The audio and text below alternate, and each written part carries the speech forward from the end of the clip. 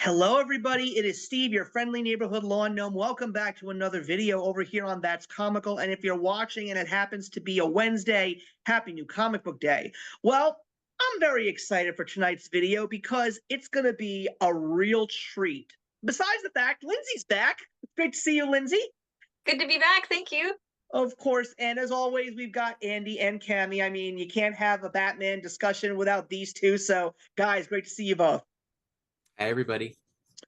Hello. So tonight we're going to be discussing and continuing on with the 85th anniversary of Batman. We're going to be discussing a very interesting Batman comic.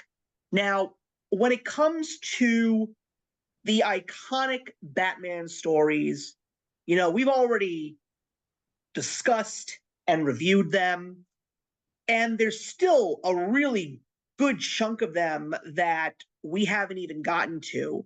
And I know we're not going to be able to get to every single one of them, but I knew in my heart of hearts that if we did not discuss this one particular story, it was just not going to be the right thing to do. And it's also because of the fact that it's not really thought of as one of the most well-known and most talked about Batman stories. And yet, every person that I know that has read it sings its praises to no avail. The 1989, and I'd like to proclaim it as cult classic Batman story, Arkham Asylum, A Serious House on Serious Earth by Grant Morrison. Now, Grant Morrison, as far as I personally can say, he's a mixed bag of a creator. There are people that adore his work, and there are people that absolutely either despise him or just don't get him. And I can personally say that there are some works of his that I personally love, Arkham Asylum being one of them, but then there are just some that I just don't care for. I mean, I know that some people liked his Green Lantern run that just recently happened a few years ago. Some people really don't care for it. There are people that love All-Star Superman. There are some people that just can't stand it. But I will personally say it is really hard for me to dislike this specific Batman story. I find it to be one of a kind. I don't think there is ever going to be a Batman story written like this ever again. We still have a long journey ahead in regards to celebrating Batman this year. As a matter of fact, we're literally heading to the middle of the year. So we still have 6 more months of Batman adventures. But I would not be surprised, guys, if I make this very bold statement right now and say I think that this may be the best Batman story that I have ever read. And you're talking about someone who has read just about all of the greatest Batman stories ever told. It's been a long time since I read this. The first time I read this, I was 14 years old. A friend of mine on my school bus brought the book over for me to read. I read it in a day. I gave it back to him, told him I really enjoyed it.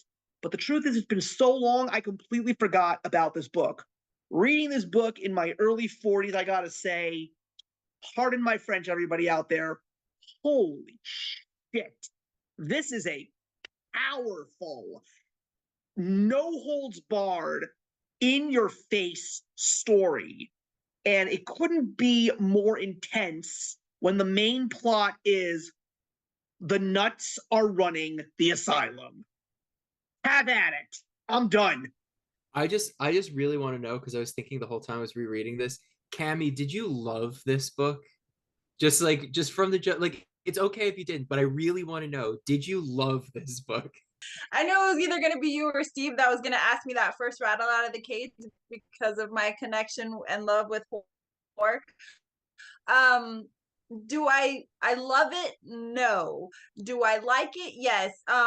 This did something to me that I wasn't quite expecting, and this might come as a shock to you guys because you guys know what a huge horror fanatic I am. I've noticed within the last 5 years, and I'm not one to need content and or trigger warnings when I read. I want to go into something very blind, blind as a bat, actually. But, sorry, couldn't help it. But there are certain things that if they are said in the right context, even though the story is fictional, it will trigger me in a reality sense. And as soon as our what I would consider more of a main character in this, Arkham, said that he was sexually assaulted as a child, my brain just shut off, and I actually had to walk away from the story for a second because I wasn't ready for that. That's not something that I was prepared to read. And so when I stepped back into it, I took a little bit of a breather. I looked at the story a lot differently. I looked at it more from a realistic perspective than a fictional story. And so it hit me in a darker way. And maybe that was the intent. I kind of liken Grant Morrison to a very young or a very naive Clive Barker because his style is a lot the same. But I think that because of the visceral feelings that I was having with it, I had a love-hate relationship with it.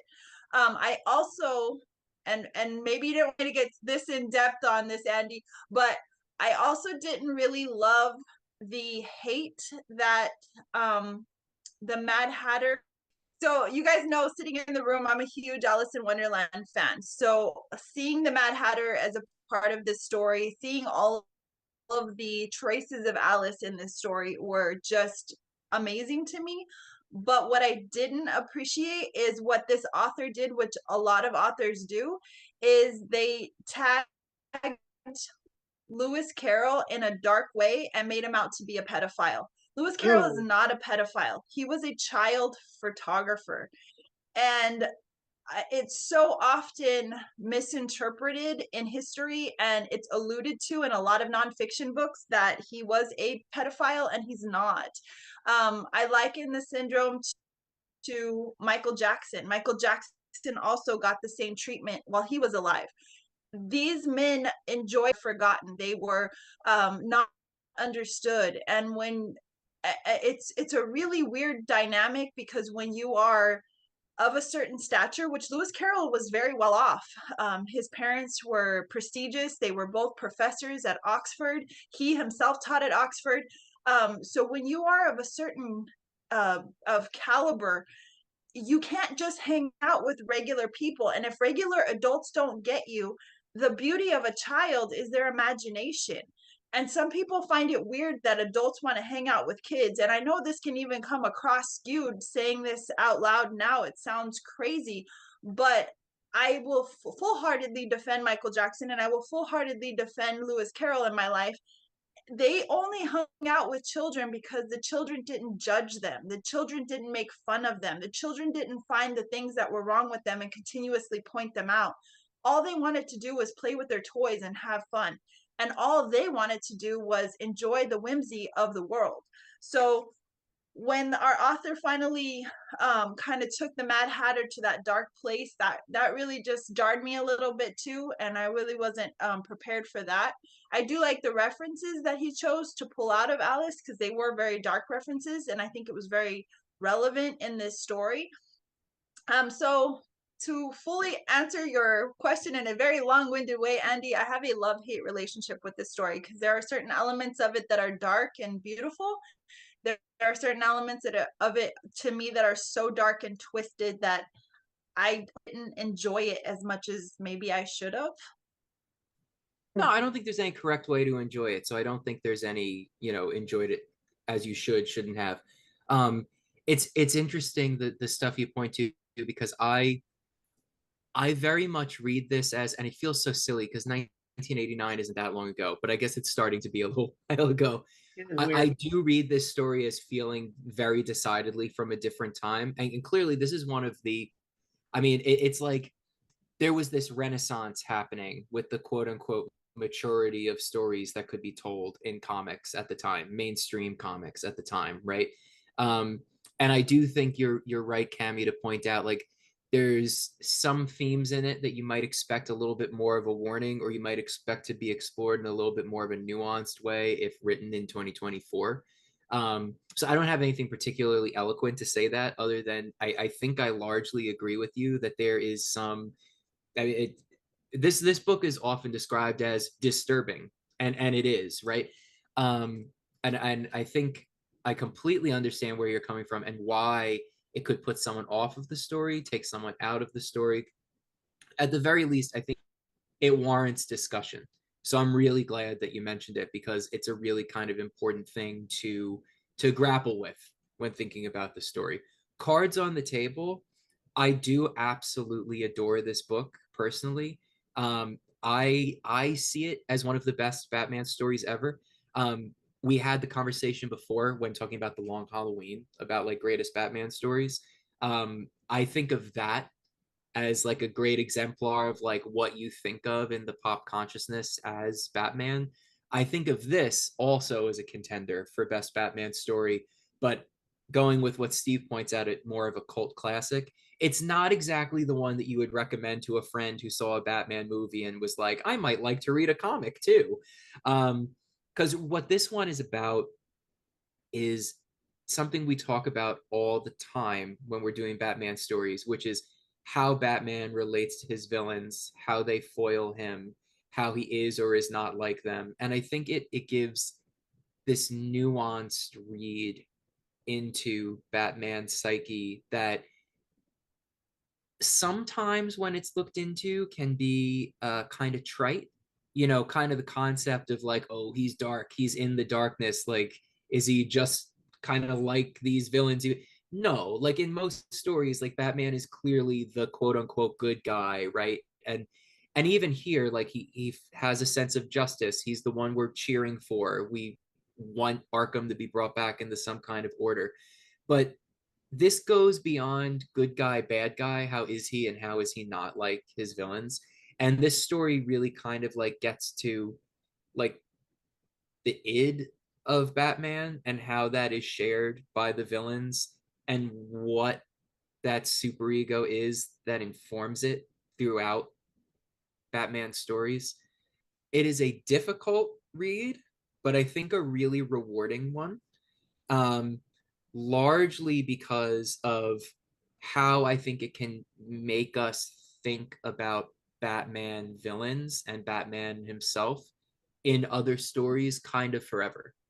I really think part of the importance of this book is, to me, and this was my reading journey, there was Batman before and Batman after Arkham Asylum. And I really do think it informs a lot of what I think about the villains in Batman Forever. And I Not the think movie. maybe that was what was jarring too, though, for me, is you mentioned Batman and how we still are rooting for him as the champion in the story. But that's where I had a really difficult time seeing Batman this time as our hero, because he was so dark and he was so connected to these villains, and in a way he was kind of giving in to the darkness. And as he did that, I thought, do we have a hero in this story, or is this just gonna flat out take us to the dark side and we're not going to recover from this? So I think as a reader, that was also a very strange experience for me, because I didn't know where the bat was going. And correct me if I'm wrong, is there not another story that Batman kind of alludes to being a villain, like where he feels like he should be part of Arkham? Because I feel like I've heard that from the bat before. Am I wrong here? Is this the There's first time he's mentioned that? About stories, but I think there could have been some things maybe even referenced in like the animated series and stuff like that. Especially, I'm reminded of that episode when he is in Arkham Asylum and the villains are judging him. Like, remember that episode where like all the villains were like in the jury and Joker was the judge? So it's sort of like I would definitely not be surprised if Bruce Timm was influenced by this story. And Andy, you mentioned two things that I have to commend you on. You said that it's not the first Batman story people would recommend. And it's funny because that is exactly what happened with me. It was the fourth Batman story that was actually recommended to me by my friend in high school. First, because I was just starting to read comics around that time. This was like my third year reading comics, 1996. And so he was saying to me, okay, well, if you like Batman, because the only epic Batman story that I had read before I met this guy in high school, because I was a freshman at the time and he was a senior, was Nightfall. That was the only major Batman story that I read. So he said, okay, well, you got to read The Dark Knight Returns. So I read The Dark Knight Returns and I loved it. And he goes, well, now you got to read Batman Year One. And I read Batman Year One and I liked it. And then he says, now you got to read Death in the Family. And I wanted to read that. And then he goes, now I want to give you the hard one. Now you got to read Arkham Asylum. And that's the thing. You also mentioned, Andy, that it's out of a specific time and it feels like it's not of this time frame. It was a different time for comics. And that's because of the fact that if there's anything that I could say, this I think might have been Grant Morrison's breakthrough book because he was still an unknown creator at the time. So I am not going to be surprised. He definitely took everything that was given to him on his plate. He read the Alan Moore work. He read the Frank Miller work. He read all of these things that had been put into the superhero genre up until this point, thanks to what was going on in the 80s. And he just ran with it. He says, now I'm going to take all this stuff and I'm going to take it a step further. Lindsay, I want to ask you a question, and I hate to pigeonhole you because you are the artist in the room. I want not just your thoughts on the book, but of course, if there's anyone that's going to talk about the illustration work by Dave McKean, it's you, because I will say it's a very unique artwork. I know that you had great things to say about Mark Silvestri when we discussed The Deadly Duo, but I'm dying to hear your thoughts on this book because you haven't said anything yet today, besides hello. Yes. Well, thank you for asking that question because the most notes that I have on the comic are about the art, so that's perfect. So I was reading in the back of my copy, it says a little bit more about the types of artwork that they used for this. So they said it was used, they used acrylic, ink, and pencil on watercolor paper or board, and then mixed some collage material. I guess like wooden nails were involved at one point, and so it's just really interesting, like the amount of work that went into making this mixed media. And so I could tell like already. I think I say this about every Batman comic that I read with you all, but the art in this really was very unique. And I had an interpretation of it, and I'm wondering if you all had the same interpretation of the way that the art was presented. So first of all, Batman, we never clearly see his face or even his eyes like the whole time. He's very blurry. Most of the time, everything is very disorienting because we never see a clear picture of most things. And so I thought that really added to the like nightmarish elements of the story because when you're having a nightmare, like you don't quite understand what's going on. And sometimes I didn't fully understand what was happening. And it was really just amplifying the horror genre there. And so I was wondering if you all had that same interpretation of why Batman might have been like less clearly drawn intentionally. And I think also kind of echoing back to the question on did we have a hero in this story?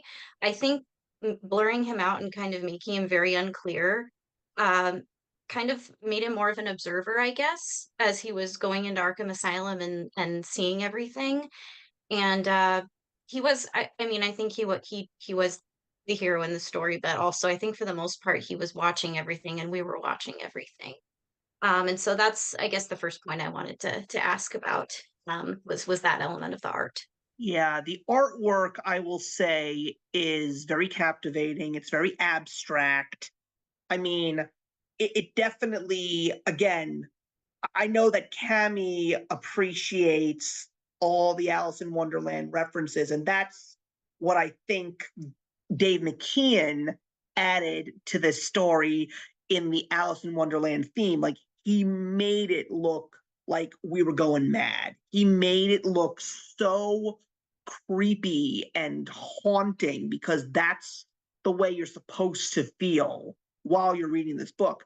I try And to I also tell people that though when they read Alice in Wonderland too, though everybody thinks Alice is so whimsical and just magical because made it out to be that way. But if you really get to the heart of Alice in Wonderland, it is extremely dark. It is extremely morbid. There is a lot of hidden historical information that Lewis Carroll is giving people, and people often overlook it because, again, these characters have been made to be so lively and happy, all very depressed and very dark and very dismal, and have a very dismal outlook on life. It is a lot darker than people give it. I love to talk Alice with people. That's not what we're here for tonight. But I definitely appreciated the dark quotes that were pulled from Alice because it fits so well here.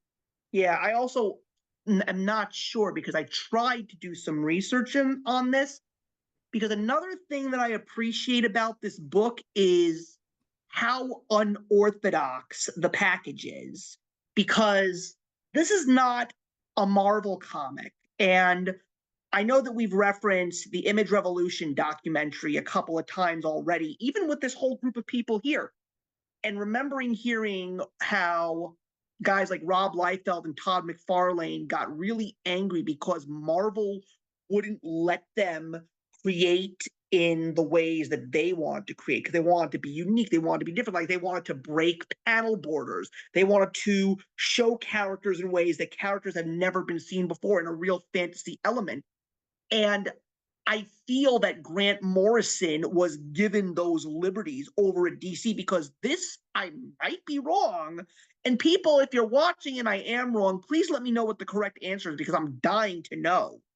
This is one of the older books that I've been able to find that doesn't actually have dialogue in thought bubbles. I love how the dialogue is very free. I also love how each character is given a different kind of script and look to their dialogue. Like we mentioned the Mad Hatter 2 times already. I love the way his dialogue is portrayed. Very beautiful and loopy and crazy, just the way he's supposed to be. I also love how the Joker's dialogue looks like something right out of a horror movie. I love how Batman's dialogue is encased in black. There's so many elements that make this story so special. And say what you will about DC today, but clearly DC was trying to make a specific statement by giving this young creator the liberties that he was being offered in terms of his story writing, as well as this artist just giving us something that we really had never seen before. Well, and I think it's important too to remember how evil the Joker really is. And oftentimes, again, given certain stories that we are presented with within the DC franchise, we are given this whimsical version of the Joker, and he in of himself is very disturbed. He is very unstable, and I think that maybe that to me was another element of unjarring, because I wasn't prepared for that level of Joker. I love the Joker. I think he is just one of the best villains that has ever been created. I love the dance that he does with Batman constantly. The waltz between the two is just one of the most beautifully written things I've ever encountered on multiple levels in multiple stories.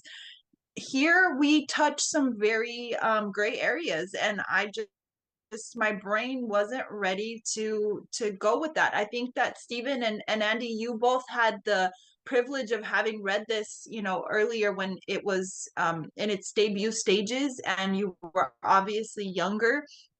You hadn't encountered life to the degree that you have today. For me, having read this for the first time in my 40s, I've already been jarred by life. I've already seen some really disturbing things. I've already been accustomed to some pretty horrific scenes, and a lot of that's my fault.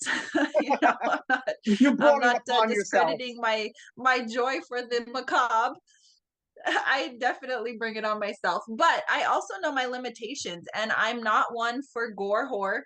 I am also not one for torture porn. I will stay away from, anything that is just innately grotesque for the sake of shock and awe, like Terrifier, for example. Everybody raves and rants about Terrifier. Art the Clown is amazing. Don't get me wrong. He is a creepy, sadistic MFer, but that movie is unnecessary. There's no element of that movie that is necessary. Everything about it is wrong. So this, for me, I had to kind of take it in pieces. I think this is one that I will revisit more than once, because I kind of just want to redigest it. This is one of those stories you wish you could read for the first time again and again, because you want to see kind of how you react. I am very, very grateful that I reacted the way that I did, and that I allowed my brain to kind of settle in on the unsettled, because I think that made for a much more pleasurable experience, if that makes sense, because of how much I said I was uncomfortable. But I think that in a way, for someone like me who does subject themselves to some horrific and dialogue on a daily basis, it's refreshing to kind of be set aside for a second and taken out of, what you consider normalcy, and be shocked again, be in awe of something, and really appreciate it. And I definitely want to touch on what Lindsay said, because that is such a beautiful way to look at Batman from this angle of the story. I love an artistic mind, because an artistic mind, just you view life in such a beautiful and different way. So the fact that you picked that up and shared that with us, that is not how I saw it, but now that will forever be ingrained in my memory, and that's going to be something special that I take into the story next time I read it, because I think that's a really beautiful way of looking at how Batman was incorporated in this, and how in a way it kind of makes him a hero, even though he can be seen as an anti-hero in some stages of this story. So thank you for sharing that, because that was really beautiful. Tammy, I just want to let you know there is a purpose for Terrifier. It's to make a great variant cover for Feral issue number 3. I think that first thing I want to say, can't wait to see that. Then that's going to be I'll cool. send it to you. It's already out. I'll show it to you. The first thing I want to say is something Cammie said is really interesting to me, outside of the world of comics, but really lines up with how I think about things, which is just, this is truly outside the box, so just follow me for a second.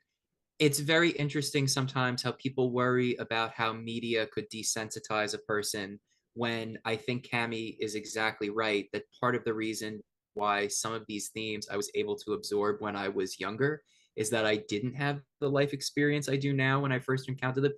I am the opposite of desensitized. I now find the story more disturbing than I ever did, which is really interesting to think about. I also, now that I'm older, have gotten so much more out of this story, particularly from the art. And Lindsay, I think I agree with everything you said. And I think it jives very well, and really explains kind of how I see Batman in this story, that his lack of clear depiction in the book, outside of arguably the very beginning when he's in the office with Jim Gordon, but like he's even there, like depicted in silhouette, so I doubt that even would count. He kind of dissolves into the collective unconscious of Arkham Asylum, which is what we're trying to do, right? That's the idea of the story, is Batman is being consumed into that collective unconscious as part of the super ego of Gotham that he is just one piece of, and that's how he's being depicted in the story. And there's some really, really great moments that are very confusing until you like really take a look into it. I think one of my favorite parts, and I was flipping through manically to try to find it where it was, there's this great part. It's right after Joker says you have 1 hour, go, where Batman is like alone in the dark, and we see flashback, flash forward of the night his parents are murdered, and we see this like terrifying face, like it's sort of his mother, it's sort of Batman, it's got these red eyes, and then we flash forward, it's a looking glass, right? And Batman smashes it and weeps, right? And then he bleeds from the fragments of the mirror, and it's the most beautiful sequence in the entire book. I find it really, really thought-provoking, and it's evocative of his own art. We start the book with Amadeus Arkham having this nightmare, with an image clearly looking back at him using this mirror, like looking glass theme. Also with the red eyes, we see that again in the like Hall of Mirrors nightmare. I mean, for as much as we're talking about Batman, this is 50-50 equal parts Amadeus Arkham's story, right? Right.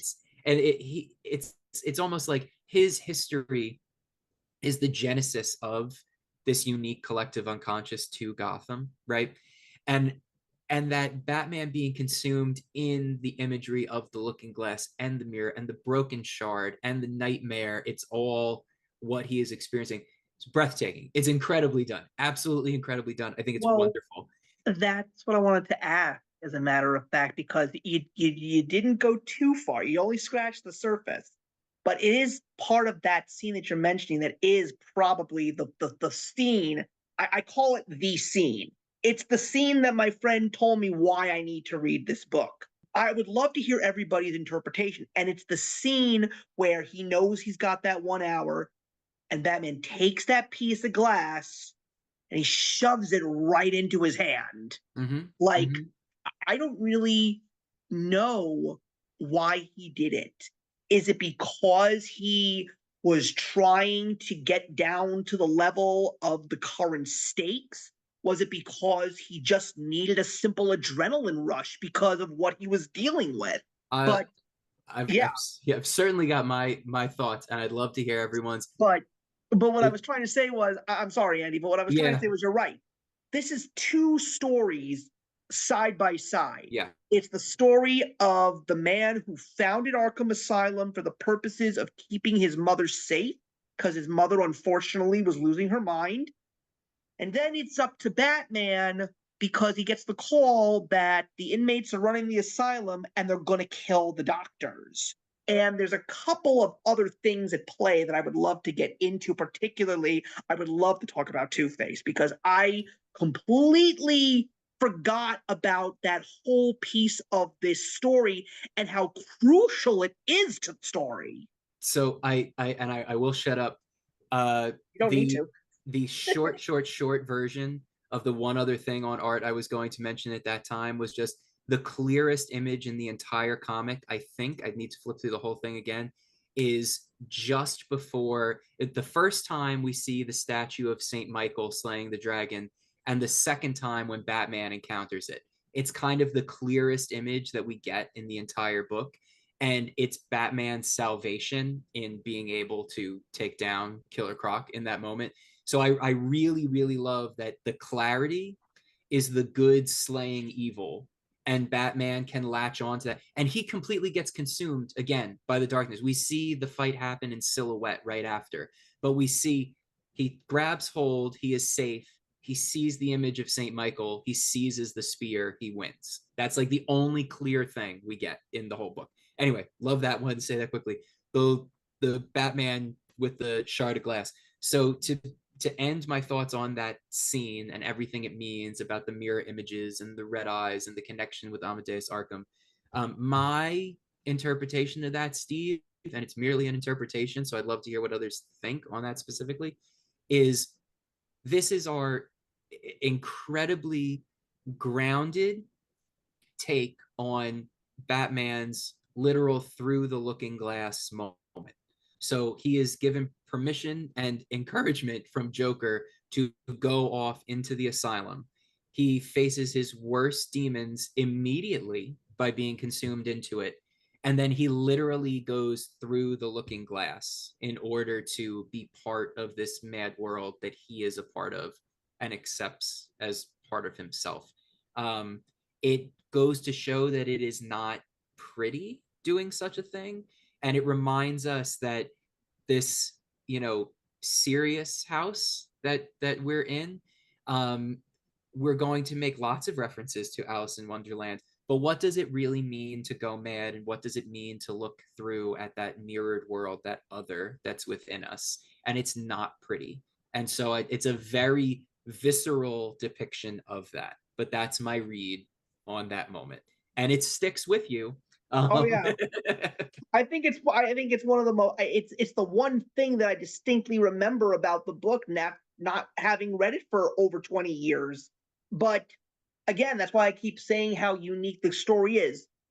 first of all, if I ever got the opportunity to meet Grant Morrison, I would just love to ask him, what did the editors say when he saw this? Like, what did the higher ups at DC think when they knew that this book was going to be published? Like, were they afraid of the reputation of like, was this going to do to comics what happened in the late 1940s, early 1950s all over again? Because we have to remember, this book was made in the years of the Comics Code.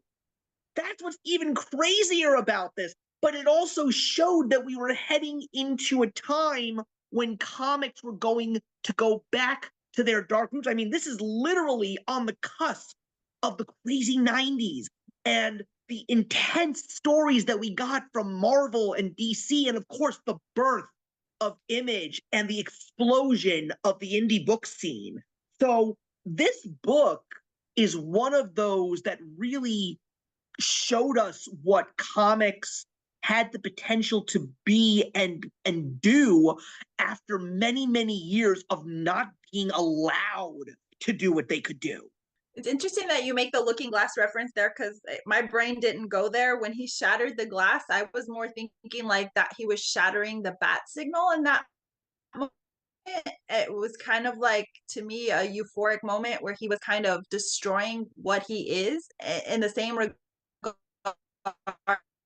like connecting and understanding what his purpose is as he's coming out of that memory of his mom.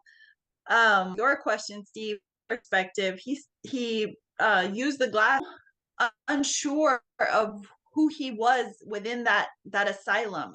Am I one of them? Am I who I am? Am I even anything? I find that really interesting, especially because it is a circular mirror, and the circle is so loaded in Batman as Bat Signal.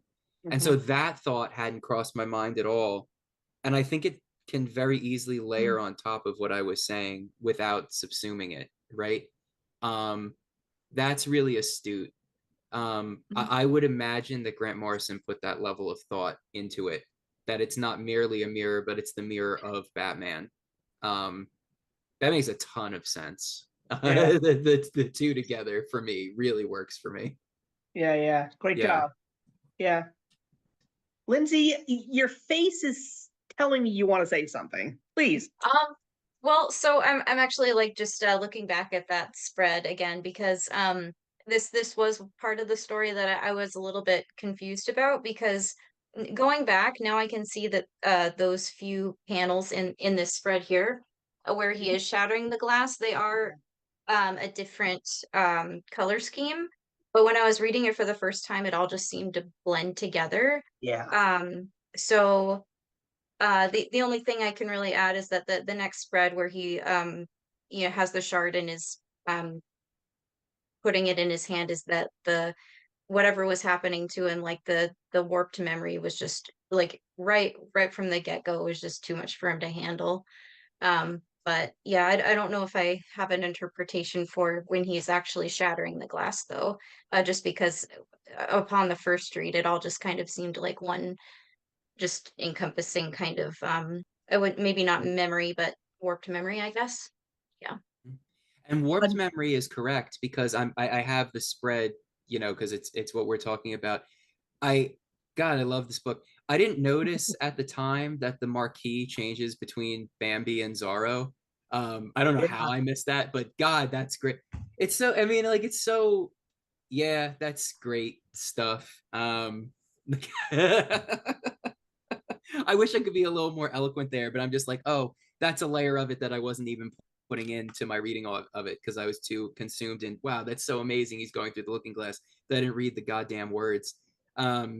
And that's really smart fucking stuff. Yeah. Another thing that I absolutely So good. love about the book is, especially because, I mean, the character in regards to Batman's rogues gallery that has the most dialogue is the Joker, but I absolutely love the way that all of these other villains that we see are portrayed, because sometimes they say something like, we get a character that not many people really know about, and I do remember him being in Batman the Animated Series. We get Maxie Zeus. That's a character that we don't see much in Batman, and I love the way that he's featured. I love the way he's portrayed, but there's another scene after reading the second time that really stood out for me, and it's the scene with Scarecrow, because nothing is said. And it looks like all he's doing is tending an imaginary garden. And I'm just like looking at him, like I'm looking at the page right now, and he's mostly encased in shadow. And the one panel where you see the pitchfork, and all Batman says is, "My God." That is creepy. And I also love how the Mad Hatter basically, Very well done. And the thing with Mad Hatter, Cammy, the Alice expert, do you get more of a caterpillar out of him in that scene than you do the Mad Hatter? So I definitely see what you're saying in reference to the Mad Hatter, because the opening scene has him on hookah, and so you kind of get the Cheshire Cat, or you kind of get the caterpillar fills right off the bat. But everybody hits the hookah in Alice in Wonderland. You just probably don't notice it because it's so distinct with the character of the caterpillar. But like I said, I have a really hard time with the connection of this character, because I appreciate what he's saying until he says what he says in the end. The pedophilia wasn't necessary, and never once was the Mad Hatter made to be that. By the way, another thing that I never got a chance to do, I actually took the dust jacket off of my book, and I saw the front cover. Look at this. Yeah. That's Yeah, gorgeous. The edition I have in front of me, I know I had taken that one out of the library, Steve. I forget if it's in the back, but it has like a lot of promotional artwork in the back of my edition. I'm looking at digital one on my tablet right now. Yeah, this has promo such from before it came out. This has a ton of stuff like manuscripts and other sketches and plots, and this is a beautiful book. And in the back, it's all the covers and the Joker. Oh my God, the Joker in this book is portrayed in such a scary way. It's unbelievable. Lindsay, do you have the edition that has the clay mask that was used as like the base for the mixed media aspects of this for the Joker in the back? No, I don't. I don't think so. Let me take another look. I'm flipping through real quick, seeing if it's bright enough. Oh wait. Oh yes. Yep. Oh gosh. I just it's just terrible. It's it's awful. I mean, it's wonderful, but it's just awful. Yeah. No, Closing it now. That's the thing. It's so funny, because I remember when I was continuing to build my comic collection, and I knew that there were going to be certain books that I was not going to be able to get in there. Well, then again, this book didn't really come in an original floppy. It was a trade paperback to start with. But it's so funny how when I started putting my to buy list together on Amazon, how this was one of the last ones that I bought. And I always just remembered saying to myself, I know this is a good book. I know this is a book that I enjoyed reading when I was a kid. But and now that I've read it, I'm just like, first of all, I'm glad that we decided to actually read it. That's number one. And number two, I'm really, really surprised how I forgot how good it was. There's few things like it. Just because we might have a little while, as much as I want to comment on some of the stuff Cammie was talking about, Lindsay, do you have other art in it that you would like to point out in particular? Because as I was flipping through just now to get through to that section with the reference material, I am overwhelmed by, if there's one thing that sticks with someone in this, I think it's the art. I know we talked a little bit about Two-Face already, just like in the briefest bit. I absolutely love the imagery associated with the explanation around the tarot cards being like, this is the next step on like a multifaceted approach to problem solving. It's the most, it really strikes me as the most Sandman piece of art that's in this. The black and white, or like largely black and white image of like what is ostensibly Two-Face's head expanding with like the world, but the tarot, right? Yeah. I love that. I love everything, the slow moving coin, everything about the art and how Two-Face is approached is such an incredible way of displaying his changing psyche as it goes. I love the complexity that the tarot introduces, the kind of, as Batman comments on, the paralysis of choice that it causes. Mm-hmm. Yeah, I think what's very interesting about this book is also the fact that, you would also expect a book like this to be a violent one. It really doesn't have that much action. I mean, I think when it comes to any actual fist fight that Batman actually has in this book, it's Killer Croc, which would make all the more sense. But yeah, I think that Two-Face is the element that I completely forgot about in this book. And again, saying earlier that Grant Morrison most likely piggybacked on the Batman stories that had come in the recent years before, in The Dark Knight Returns, they try to fix Two-Face. And in this book, we see not only did they try to fix Two-Face, but to a certain extent, they might have actually done it. And it's one of the doctors, and she, along with the head doctor, Dr. Cavendish, they had been going through this way to cure Two-Face in a way, and the best way they felt to do it was to take away his coin. Because how is Two-Face? What is it about Two-Face? It's the fact that he sees the world in black and white. Either things go this way or things go that way. So by taking away his coin, they sort of like see his nerves calm down, but to also a certain extent, and I kind of feel bad for him in the story. It's sort of like they sort of turn his brain to mush, and like he's such an undecided, he doesn't know what to do anymore, so he just sits, and it's like he's like one of those old droopy cartoon characters where he just sits on a stone and goes, "Oh, what's the use? Like, what am I gonna do in this world?"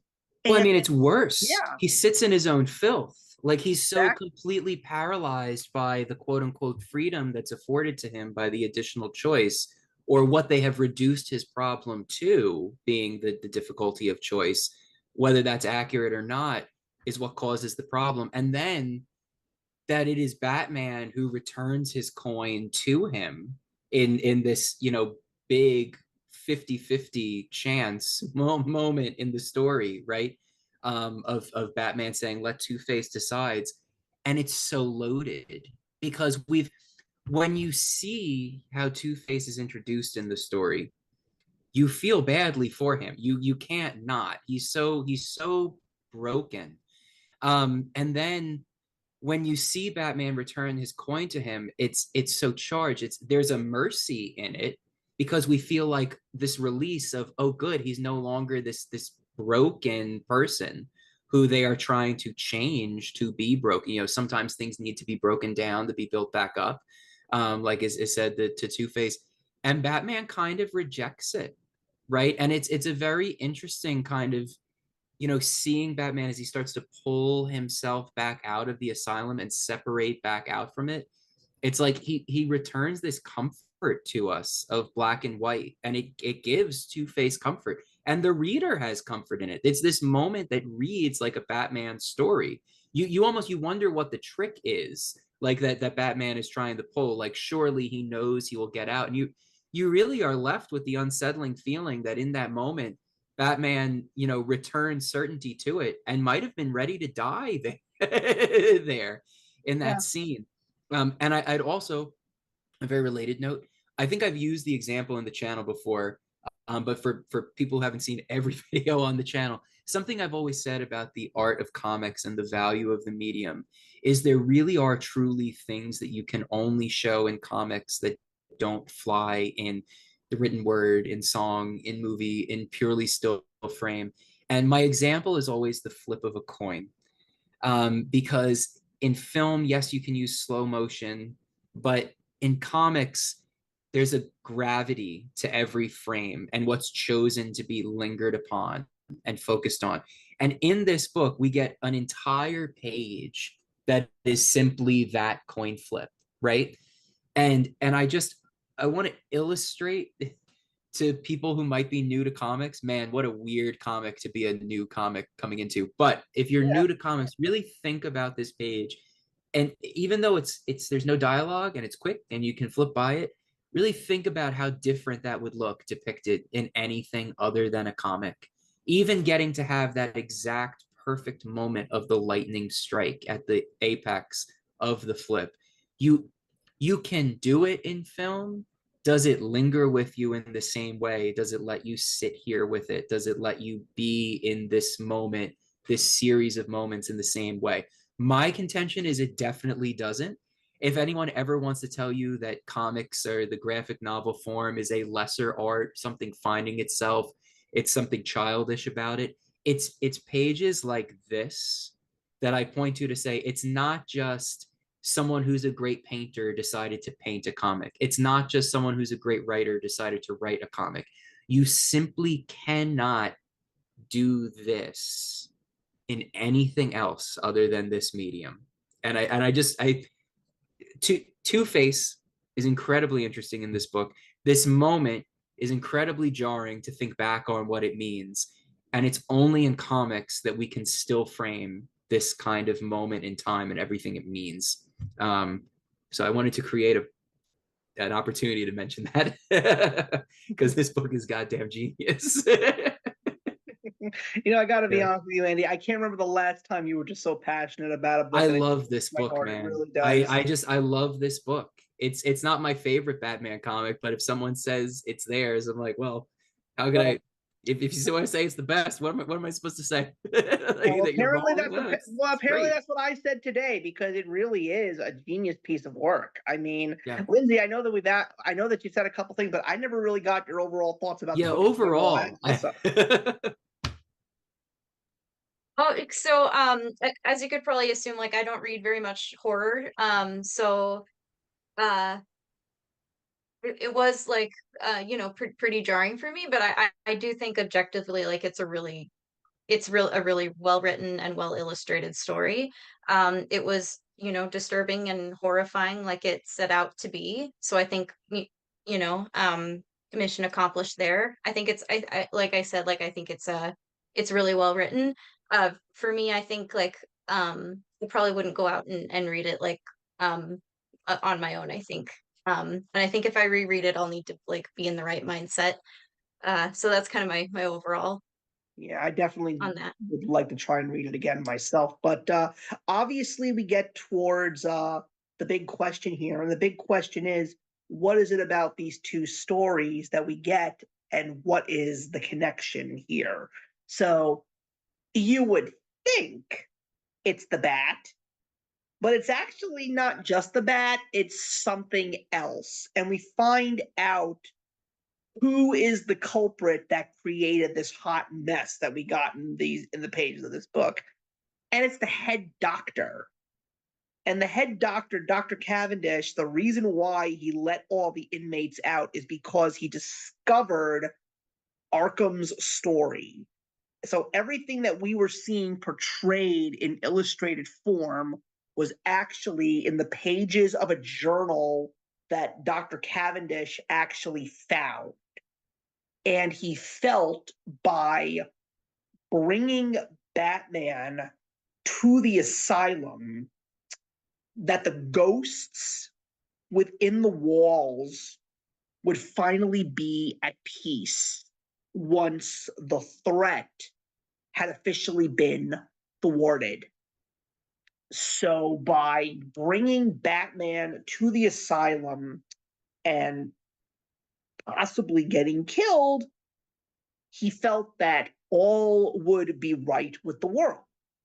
Now, as far as I'm concerned, when they say that the inmates are running the asylum and you see the whole intentions with Dr. Cavendish, the inmates were running the asylum before all the patients' doors were unlocked, as far as I'm concerned. This guy had officially lost his mind. And so I find it very interesting that in order for the madness to stop, and I know that we've already gone through all of this, that Batman puts it into the hands of Harvey by giving him back his coin.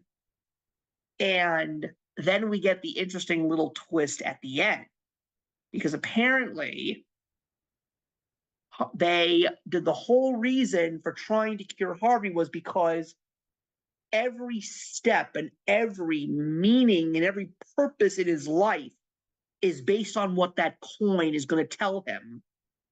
And yet, the coin told him something, and yet he still decided to think for himself, because he basically said to Batman, heads you live and you go free, tails you die. He said it landed on heads, but it didn't. It landed on tails, and he let him go free.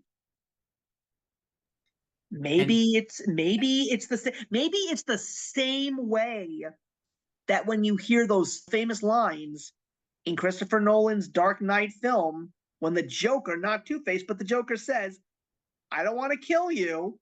What would I do without you? You complete me. Two-Face sort of has that moment in this book. But at the same time, it's also because of the fact that Harvey knows Bruce. I don't believe he knows his secret, that Batman is Bruce Wayne, but Batman and Harvey were friends. So maybe there was just something in the air that night that something hit Harvey in all the right ways, and he said, Batman must go free. I and then it's immediately followed with the house of cards literally comes tumbling down, right? And he says, you're nothing but a pack of cards. Yeah. There's who cares for you? Who cares for you? You're nothing but a pack of cards. Sends it tumbling down, and it's like, having gone through the trials of the asylum, Batman cannot help but see the humanity that he shares with these villains is how I see it.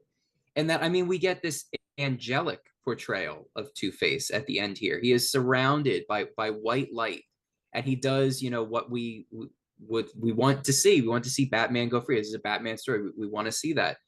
And this man who we just watched literally be paralyzed, sitting in his own filth, he's being abused by this system, whether the people who are in the system see it that way or not, because it's clear that they do think they're helping Two-Face find something. I think it's very morally ambiguous here, the message. If it can be said that there's a message in it, I think it's ambiguous as to the morality of it, because it's one of Batman's acceptance, but not necessarily ours. And I think that's where it gets a little complicated at the end here. Is Batman right to kind of see Two-Face's humanity in the Two-Face persona and returning that kind of certainty of the uncertainty of the coin, seeing his underlying humanity through his psychosis, as opposed to the psychosis aside from his underlying humanity? I don't know. I think that's what makes this book so wonderfully complex. But I do think that's what Batman has decided in this moment. And look, that's what it takes for Batman to come out of the looking glass. When he's in the looking glass, right, it's a world of tarot cards. It's a world of this collective unconsciousness of uncertainty, of the blurred line between his justice and the quote unquote villains in Arkham Asylum and the darkness that they all share. But it's the coming out of it where he needs to put that sort of black and white onto it. And then paradoxically, the black and white finds a gray by lying in its own certainty, uncertain. It's really something. I really love this book. Yeah. Let's address the elephant in the room, because we are still recording. Yes, Cammy unfortunately is seeming to have technical difficulties. Yeah. I can't even reach her on any of the communication outlets that I have. But Yeah, I didn't see don't your feel, but I post. don't feel guilty about wrapping up this video only because of the fact that we did get some of the most important things that she had to say about the book, and I'm glad that we got them all. So yeah, I think unless Lindsay, do you have any finishing thoughts or anything else that you want to do before we wrap this up? I'd love for you to have the finishing word here, Lindsay. I would Sure. love it. Yeah, I guess we can talk more about that ending scene because I'm not entirely sure how to interpret it, and I think that's a perfect way to end it because I don't know. Well, I don't know how. I'm not being very eloquent here, I guess, but like I think it's great that it could have multiple interpretations. It's not entirely clear, just as the entire book isn't entirely. It's very disorienting.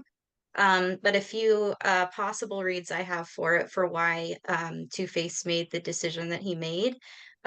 Maybe he saw, maybe because Batman was taking um, pity on him earlier in the story, maybe somehow here Two-Face is doing the same because he's saying you're nothing but a pack of cards. And I think at this point, and this might be a stretch, but I think at this point, Two-Face might have realized that the tarot card method was damaging him in some point, and he can see how damaged Batman is. Maybe he didn't see that as much before. Maybe he's being reminded of it now, and so maybe it's kind of like now he's pitying Bruce. Another read that I got from it is kind of like a thank you maybe because his coin was returned to him. And with that, even though it's a two choice option or supposedly, he feels like he has more of a freedom of choice here. Mhm, And mhm. so he's utilizing that as uh, kind of like a gift for himself to be able to choose, but also as kind of like a show of thanks. Yeah. The dichotomy helps him understand the choice. When the tarot made him so lost to it, he couldn't understand what the choice even was he was making. It's and he makes the right one. So Yeah. I mean, yeah, look, it's great stuff. I'm glad that we actually decided to talk about this one because as we go back to the beginning of the discussion, this isn't a comic that most people immediately go to when it comes to the most well-known and most beloved Batman stories ever. I mean, for crying out loud, you'll hear about Batman's No Man's Land and even R.I.P. before someone even mentions Arkham Asylum. But I think more people do need to talk about this. I mean, look, I'm not gonna lie and say that, and I'm even surprised because the copy that I have is one of the more recent releases. I'm surprised that there's not a massive sticker on the front of this book that says trigger warning on it because this book Yeah. is definitely not for the faint of heart. It's a piece of Batman themes and lore that you just don't see frequently or as predominantly because of the fact that this book is what it is and how many lines it crossed and what came out of its results. I mean, I personally don't know because, again, many people don't really talk about this book. And I don't really know what the world would be like in the world of Batman if this became more of a mainstream book. I personally think that the fact that I classify it as the cult classic or the not necessarily a forgotten Batman story, but more of a hidden Batman story. Like this is the one that every true Batman comic book reader has read And I'm pretty sure that the attitude that everybody who has read this book, because clearly that's the vibe that I get from everybody in this room, this is something special. I think, Andy, you even said that to me off camera a few days ago. You said that this is a special book. And maybe it's because of the fact that it still holds this status to this day, that when you present it to someone who's reading it for the first time, when they get to the end, they will just be like in shock and awe. They're like, what did I just read? And then they'll probably say, I think I want to read this again. Or they'll just say, this book is going to give me nightmares until the day that I die. But I think what I love so much about this book, and why at the beginning I actually said this may be the best Batman story of all time that I have read, because look, we're going to read Alan Moore's The Killing Joke. We all know who Alan Moore is. We all know how great The Killing Joke is and how iconic it is.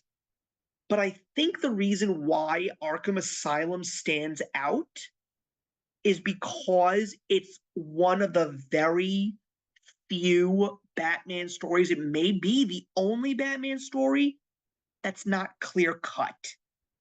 Like, this is a book, because not many Batman comics will have a bunch of people gather around and say, well, how did you interpret this story?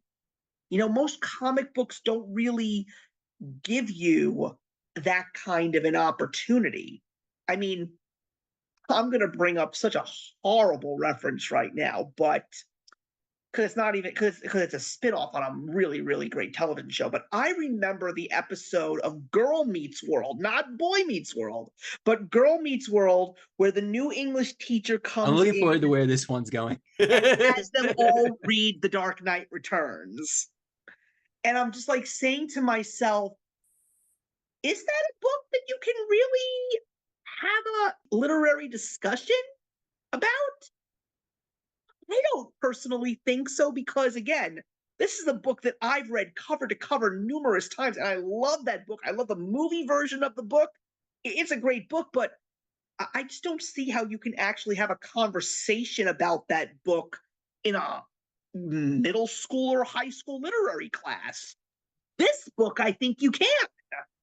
It's short, but there's so many shades of gray. There's so many unfinished pieces of business in this story, and just so many different things that you can take away from the book, and everybody is going to look at this book differently. I mean, there were parts of this conversation tonight where we agreed wholeheartedly about how certain things were portrayed, and there were certain things that we didn't necessarily entirely disagree on, but we added a little bit to each thing that we each personally interpreted. And that's why I think Arkham Asylum is what it is, and why I think it's such a great book. Because as I said, I don't think there's ever going to be another Batman story like this. No, I've had that thought while we're talking about it tonight, mostly in that it's such a distillation of this one critical piece of what makes Batman tick, that I think it would be tacky to try to redo it.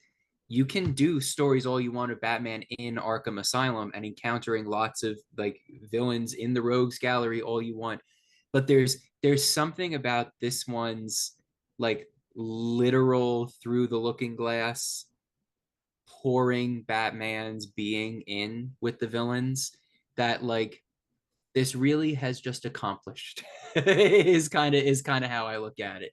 Cammy mentioned, haven't there been other Batman stories with Batman in Arkham Asylum? And the answer is obviously yes. I was also thinking, I wondered, there were shades of what she was saying that made me think of The Killing Joke again. Just the idea of Batman kind of going in it with the villains. There's an Arkham Asylum video game that's like very, very loosely based on this book, super loose. It's more one of many books that inspired that game. But for the record, it's a really fun one. And people look at that game very, very fondly. And the other thing that came to mind that I don't know if Cammy would have any knowledge of, but Steve, I don't know if you are aware of this. The concept art was released a few years ago, the little bit that there was. I'm the world's biggest My Chemical Romance fan. Yes. Gerard Way did like I'll hold up for a sec. You can find this. Gerard Way did some concept art for a version of Batman that's a mini series where he's just an inmate in Arkham Asylum. And he did some art of his Joker and Batman that would have been, I think it was 2008. It was on the table. It came out and then never came to fruition. But like it went far enough that there were talks of what the story would be, and there was concept art.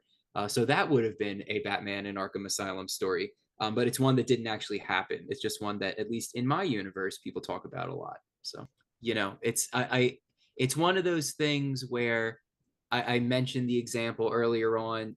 We certainly have had a million books that are like he is the darkness, or like how different is he from the villains really? And it's like, but this one is not good guy, bad guy. This one is just what informs him as it does others, and what does that mean? And I think that's far more interesting. It's far more difficult to go into. So I don't think just anyone can do it. So to go back to something Steve said at the beginning, I think this proves everything you need to know about what Grant Morrison is capable of. Also, my edition has his original script in the back, which I still haven't had the chance to read. But I'm really excited to read that because I didn't know that was something that has started to be printed in anniversary editions, and I really want to see what he has to say. So I'm looking forward to that. But what a marvelous read. And I look agree. who's back, everybody. Right on time. And looking weirdly like clear compared to every other moment. I fixed my computer, guys. What There was happened? some stuff.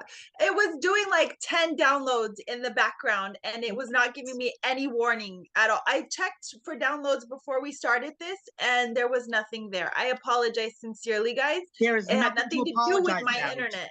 Nothing. so Nothing. sorry. There is You didn't choose nothing it. to apologize You didn't about. press the red button, make your internet bad. I know you Look, didn't do it. I did flip off my computer though. I am going to use the best editing skills for an amateur that I can tonight for the purposes of making this video absolutely perfect. But I will include the part where I do say that Cammy unfortunately had issues. And I said that if she was not able to return tonight, at least we got some of the most important questions from her answered this evening. I so wanted to be involved in this discussion because I there was so much more I had to say, so I'm so sorry. Now Well, we're everything's still working. recording. This part may not be in there, but we are still recording. So, Cammy, I know that this is a book that was very unsettling for you. And again, I also feel that that's one of the main reasons why I'm referring to this as my favorite Batman story, possibly the best Batman story I ever read, just because of the fact that it's just so unorthodox and so different. And the other thing that you were not here for, I actually said what makes this Batman story so special is the fact that, as far as I can tell, it's one of those stories that you can actually have a true intellectual literary conversation with other people because it's not black and white. There are so many things that are left to the interpretation of the reader. And I don't believe there's ever going to be another Batman story written like this, ever. The only thing I'd push back on there is I definitely think you could talk about the Dark Knight Returns in a classroom setting. I could do that. That sounds fun. Despite the visceral feelings that I had for this book, though, I do appreciate when a book does tie in literary references because I do think it adds deeper layers to a book. I do think it shows a lot of flexibility in our creator, and it shows that I don't want to say that all comic book creators are one-dimensional, but I can appreciate when they go outside the realm of comics, if that makes any sense, because so often there's references to other comic stories, but literary references kind of take you to a whole nother platform. And I think that ties into what you just said, Steve, about allowing it to be a much more nuanced conversation. And it also opens the forum to having these conversations with people that don't typically gravitate to comics, which is important conversations that I like to have, because so often comics get a bad rap that, oh, they're just for kids, or oh, they're just silly stories. But this is a true testament that you can open up this book and this has so much character, and there's just so much attention to detail when it comes to mental health and stability and the future of Batman and how he deals with his trauma every day. And not only that, what makes our villains, you know? And I think sometimes we forget, we just assume they're just bad creatures, but there's things going on that we don't always see or hear or feel. And I think that the visualization that's given to this particular comic is just so unsettling and unnerving that for once it allows us into the minds of these dark villains. And how do you handle that, you know? That's kind of how I felt. Yeah. Well, guys, I think that's going to wrap another episode of our Must Be Read, and especially celebrating Batman. I mean, this is a true celebration of Batman in so many ways that no other Batman story was able to do. I also find it very interesting now that I find myself calling this and on the Superman end, Superman's Secret Identity, my favorite Superman story now. Actually, it's pushed Lois and Clark out of #1 because of the fact that it's also another story that's very different and very unorthodox and very unique. It's just a different portrayal. And I think that's what makes comic book reading so great, because you can dig deep and you can find these truly fantastic stories that just leave a serious impact on you, for better or for worse. And if there's anything that it will make you do when you put that book down, it's just going to make you want to read more. Or in Cammie's case, venture down another rabbit hole. And that is, yeah, Alice in Wonderland is all about tonight. So it had to include that. So, guys, thank you very much for watching. Please leave a comment in the box below. We'd love to chat with you. And there's a lot more stuff on the way, guys. We've been having a very good year so far, I've got to be honest with you. And there's so many other things. There's so many more Batman things to celebrate. And there's so many, we still haven't done enough for Ninja Turtles this year. We're going to do it, guys. Don't worry. But in the meantime, we will see you in the next one.